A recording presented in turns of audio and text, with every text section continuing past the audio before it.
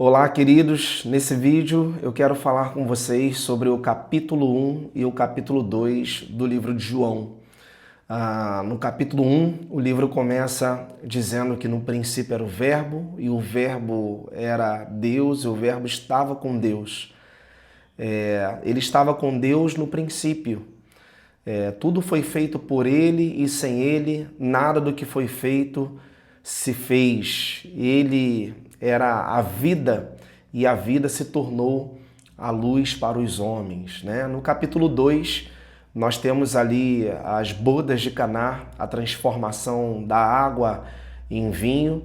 E eu quero deixar aqui uma reflexão nesses dois capítulos para você, né? O primeiro ponto aqui que eu destaco é como o livro de João, ele de alguma maneira nos empurra para a vida, né? Como que pode alguém, como o apóstolo João, quando escreve esse livro, já caminhando para um tempo de morte, já avançado em idade, né? Chegando, ou se não, já ia aos seus 90 anos de idade, ele diz que o Verbo, que é o nosso Jesus, o nosso Cristo de Deus, ele era a vida, e essa vida ela é a luz dos homens, né? Como pode alguém caminhando para a morte falar sobre um Cristo de vida? Pois bem, né? A palavra ela tem essa proposta, esse propósito, né?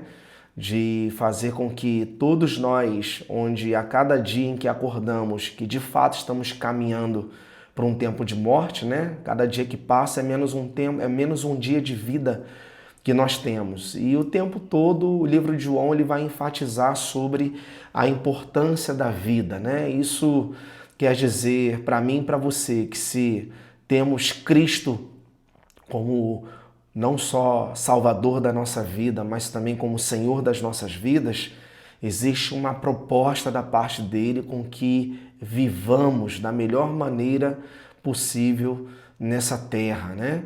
Então, capítulo 2 do livro de João fala sobre a transformação da água em vinho, né? Todos aqui provavelmente já me ouviram falar sobre isso.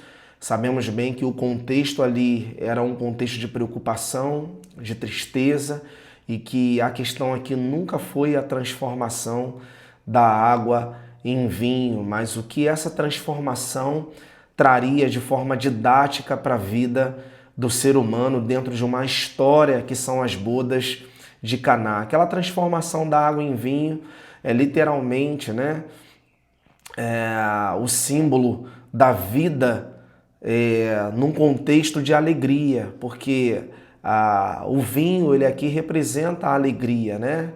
O vinho aqui nesse contexto das bodas de Caná, ele literalmente fala sobre uma alegria que estava indo embora, né? Um possível problema que estaria para acontecer, onde no lugar da alegria seria um caos, não só para aquela festa, mas para todas as pessoas, inclusive os próprios noivos ali, familiares envolvidos, né? Então, quando eu pego o capítulo 1 de João, que vai falar sobre a vida de Cristo que ilumina a vida do homem, né? E as bodas de Caná, que fala sobre o símbolo do vinho como símbolo da alegria, o entendimento que eu tenho é: viva feliz, viva alegre. Há uma proposta da parte de Jesus, há uma proposta a partir da palavra de Deus com que vivamos e vivamos de maneira alegre, né? Que Ele é poderoso para trazer essa alegria que é a nossa força, segundo o que a palavra diz, que a alegria do Senhor é a nossa força, né? Essa alegria, ela de alguma maneira, ela nos dá a oportunidade de vivermos realizações em Deus para os próximos dias, para um cenário, para um tempo, naturalmente falando, que nós caminhamos para um lugar de morte, né? Então, para o lugar de morte ele tem vida, para o lugar do caos ele tem uma alegria, e ele quer que nós, muito mais do que vivamos em alegria. É Paulo que vai dizer na carta aos Filipenses: alegrai-vos, outra vez digo, alegrai-vos no Senhor, né?